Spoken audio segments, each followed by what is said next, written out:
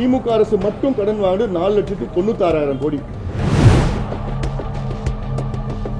கூட்டுறவு வங்கி கடன்களை இந்த பாரபட்சம், இந்த நேரம் காலம் 10 மாதம், 1 வருஷம், 2 வருஷம் இல்லாமல் குறு சிறு விவசாயிகள் அத்தனை பேருக்கும் கடன் தள்ளுபடி. தமிழ்நாட்டில் 42,000 ஏரி இருந்தது. இன்னைக்கு மிச்சம் வச்சிருக்கிறது வந்து மொத்தம் 27,000 தான். 15,000 ஏரி க்ளோஸ் பண்ணிட்டாங்க இந்த 2 பேரும் சேர்ந்து. பள்ளிக்கரை சதுப்பு நிலம் 12,500 ஏக்கரா இருந்தது.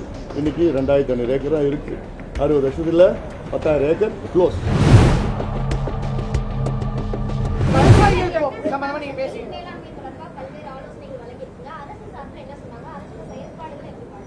இல்லை, இந்த நீர் மேலாண்மை திட்டங்களுக்கு நிச்சயமா இப்போ இருக்கிற அரசு முக்கியத்துவம் கொடுக்கும். அதே வேளையில் வந்து நிதி ஆதாரம் அது வந்து இப்போதைக்கு சரியான சூழல் இல்லை. ஆனால் நான் சொன்னேன், வேர்ல்ட் பேங்க்கில் climate change, global warming, mitigation, adaptation இதற்கு வந்து லட்சக்கணக்கான கோடி ரூபாய் அவங்க இந்தியாவுக்கு மட்டும் இல்லை, உலக நாடுகளுக்கு, பாதிக்கப்படுகின்ற நாடுகளுக்கு கொடுக்கறதுக்கு தயாராக இருக்கிறாங்க.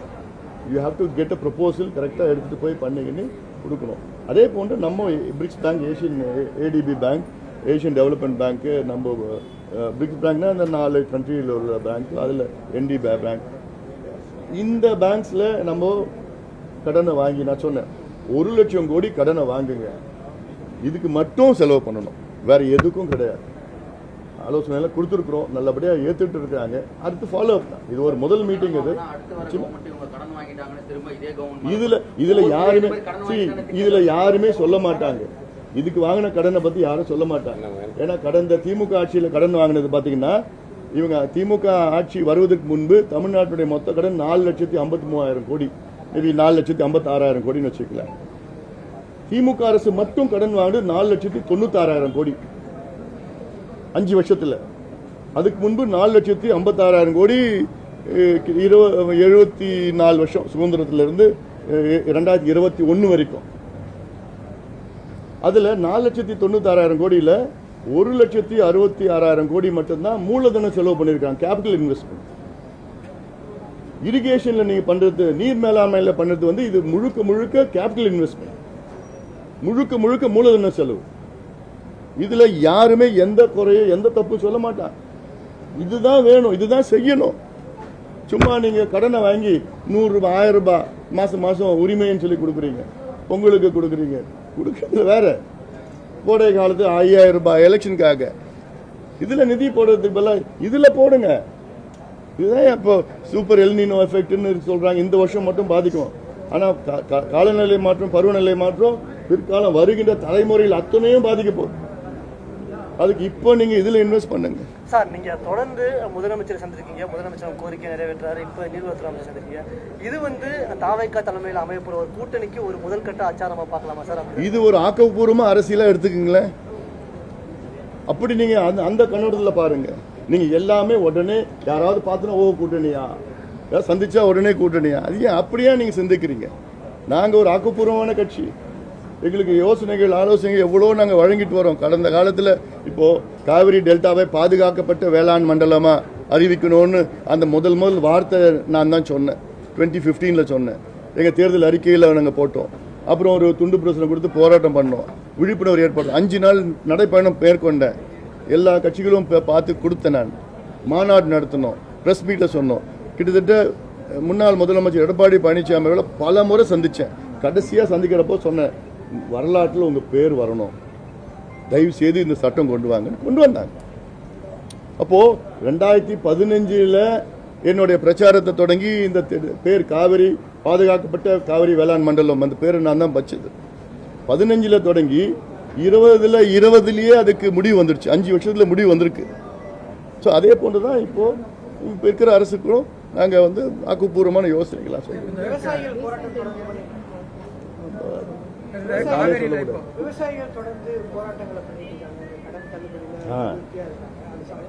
இப்போ அவருடைய துறை கிடையாது அது. ஆனாலும் அது சொல்லியிருக்கிறேன், விவசாயிகளுடைய அவங்களுடைய கோபம், அவங்களுடைய எண்ணம், அவங்களுடைய உணர்வை மதிக்கணும். ஏன்னா அதெல்லாம் நம்ம இன்னைக்கு காலையில் கூட ஒரு விவசாயி போராட்டத்தில் கலந்துட்டு இன்னைக்கு இறந்துட்டாரு. அதுக்கும் நான் ஒரு ஸ்டேட்மெண்ட் கொடுத்துருக்கேன். விவசாய குடும்பத்துக்கு 25 லட்சம் நிதி கொடுக்கணும். அந்த குடும்பத்துக்கு எங்களுடைய உண்டாகணும்.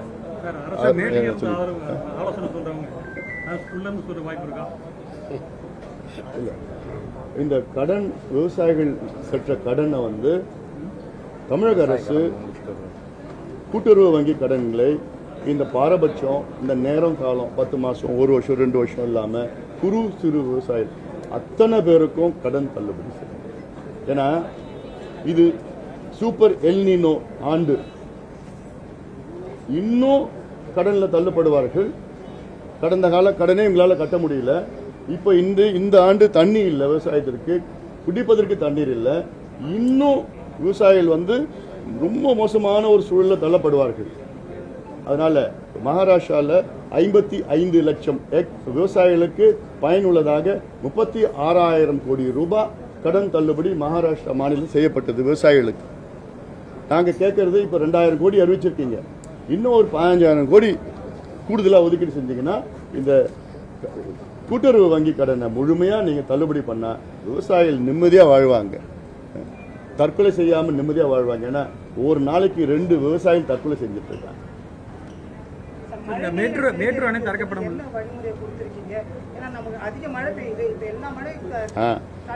இப்போ என்னன்னா நான் சொன்னது தமிழ்நாட்டில் 42,000 ஏரி இருந்தது. இன்னைக்கு மிச்சம் வச்சிருக்கிறது வந்து மொத்தம் 27,000 தான். 15,000 ஏரி க்ளோஸ் பண்ணிட்டாங்க. இந்த 2 பேரும் சேர்ந்து 60 ஆண்டு காலமாக இருக்கிறது 27,000. அதில் 2 வகையானது.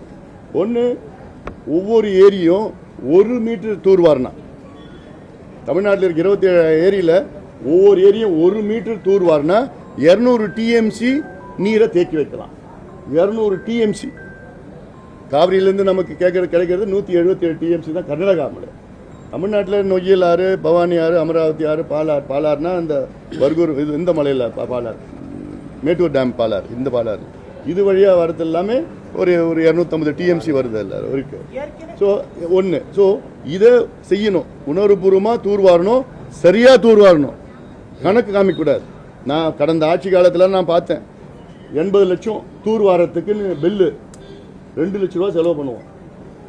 ஒரு பொக்லைன் வச்சு அங்கே இருக்கிற வேலிக்காத்தா எடுத்து போட்டு ஃபோட்டோ எடுத்து தூர் வாரிட்டேன். 4 நாள் வேலை செய்யும் அந்த பொக்லைன், அவ்வளோதான். அதுவும் மேலோட்டமாக தூர் வாரிட்டேன்னு பில்லு. இது உண்மையாக செய்யணும். ஒன்று. ரெண்டாவது என்ன பண்ணணும், இந்தியன் வெட்லேண்ட் ஆக்ட்னு ஒன்று இருக்குது. அதில் இந்தியன் வெட்லேண்ட் ரூல்ஸ்ன்னு வந்து 2016-17 வந்து மத்தியில் அறிவிச்சிருக்கிறாங்க. அந்த ரூல்ஸ் படி என்ன பண்ணணும்னா, இந்தியாவில் உள்ள அனைத்து ஏரி, குளம், கண்மாய்கள், வெட்லேண்ட் 5 ஏக்கருக்கு மேலே இருக்கிற ஏரி, குளம், இதுக்கு தமிழ்நாடு 26,000 ஏரி குளங்கள் இருக்குது 5 ஏக்கருக்கு மேலே. இது எல்லாமே ஜிஐஎஸ் மேப் பண்ணி இயர் மார்க் பண்ணி நோட்டிஃபை பண்ணணும். நோட்டிஃபை பண்ணால் யாரும் உள்ள ஒரு அடி கூட உள்ள ஆக்கிரமிப்பு பண்ண முடியாது. இது செஞ்சால் காலங்காலமாக நம்முடைய ஏரிகள் காப்பாற்றப்படும்.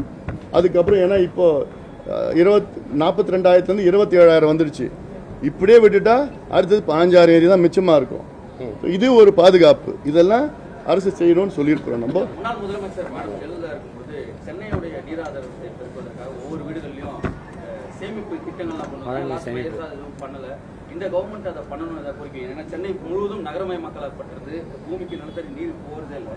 பல இடங்களில் சிமெண்ட் ரோடு தான் இன்னமும் மாநகராட்சியில் போடப்படும். இந்த நிலையில் அதை மீண்டும் திட்டத்தை கொண்டு வரணும்னு அரசுக்கு ஏதாவது கோரிக்கை வைக்கிறீங்களா? 2001 வந்து முன்னாள் முதலமைச்சர் ஜெயலலிதா அம்மையார் அவர்கள் அவங்க ஆட்சி காலத்தில் ரெயின் வாட்டர் ஹார்வெஸ்டிங், மழைநீர் சேகரிப்புன்னு சொல்லிட்டு கொண்டு வந்தாங்க. அதுக்கு முன்பு பசுமை தாயக சார்பில் நாங்கள் தொடர்ச்சியாக 5 ஆண்டு காலம் இந்த பிரச்சாரத்தை தான் நாங்கள் மேற்கொண்டோம். அந்த கிரெடிட்டு எங்களுக்கும் சேரும். இன்னும் ஆட்சி அதிகாரம் வரல. ஆட்சி அதிகாரம் வருவதற்கு முன்பாக இவ்வளோ திட்டங்களை நாங்கள் ஒவ்வொரு அரசுக்கும் ஆலோசனைகளை வழங்கிய பிறகுதான் அவங்க ஒன்று நடைமுறைப்படுத்திட்டு இருக்காங்க. ஆனால் எங்களுக்கு என்னன்னா, எங்களுக்கு ஒரு திருப்தி என்னன்னா, தமிழ்நாடு மக்கள் பயன்படுறாங்க. So Tamil Nadu wins finally. யார் செஞ்சாலும் என்ன, எங்களால் முடியலையா, அரசு யார் இருக்காங்களோ செய்யட்டோன்னு இருக்குதால. இது அவசியமானது.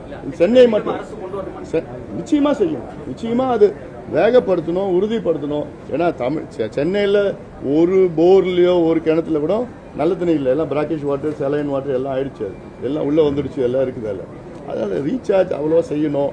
ஹார்வெஸ்டிங் நம்முடைய ஏரிகள் இருக்குது, ஆறுகள் இருக்குது, ஆடியார் ஆறு, கூவம் ஆறு, கொசஸ்தலை ஆறு, பள்ளிக்கரணை சதுப்பு நிலம் இருக்குது. பள்ளிக்கரணை சதுப்பு நிலம் 12,500 ஏக்கராக இருந்தது, இன்னைக்கு 2,500 ஏக்கராக இருக்குது. 60 வருஷத்தில் 10,000 ஏக்கர் க்ளோஸ். இப்படிதான் சொல்லணும். ஸோ இப்படியெல்லாம் அவ்வளோ கடந்த காலத்தில் எல்லாம் பண்ணியிருக்கிறாங்க. இதற்கு சரிப்படுத்தணும். இப்போ தான் வந்திருக்கிறாங்க, 2 மாதம் தான் ஆகுது. ரொம்ப பாரத ஓடக்கூடாது.